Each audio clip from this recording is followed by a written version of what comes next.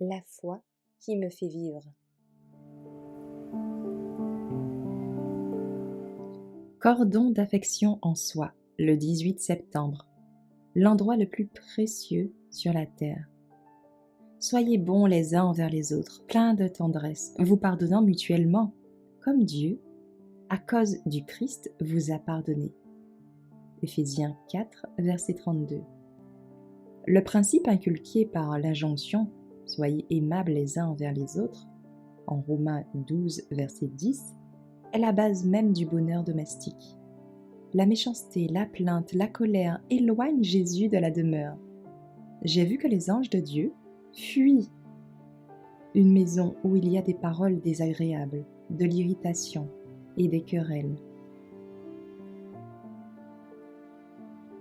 Des manières douces, une conversation joyeuse et des actes d'amour lieront le cœur des enfants à leurs parents par les cordons soyeux de l'affection et feront plus pour rendre la maison attrayante que les ornements les plus rares qui peuvent être rachetés à prix d'or.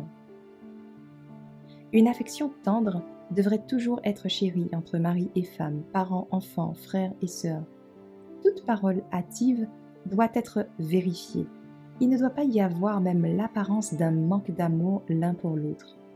Les enfants doivent respecter et révérer leurs parents, et les parents doivent faire preuve de patience, de bonté, d'affection envers leurs enfants. Chacun doit chercher par tous les moyens possibles à faire plaisir et à rendre heureux les membres du cercle familial. Bonté lieront les cœurs et les rapprocheront du cœur de celui dont jaillit toute impulsion généreuse. Les petites attentions, les petits actes d'amour, d'abnégation qui jaillissent de la vie, aussi tranquillement que le parfum d'une fleur, ne constituent pas une petite part des bénédictions et du bonheur de la vie. Oh, quel rayon de douceur et de beauté brillaient dans la vie quotidienne de notre Sauveur. Quelle douceur émanait de sa seule présence. Le même esprit se révélera chez ses enfants. Ceux avec qui le Christ habite seront entourés d'une atmosphère divine. Leurs robes blanches de pureté seront embaumées par le parfum du jardin du Seigneur. Leurs visages reflèteront la lumière du sien, éclairant le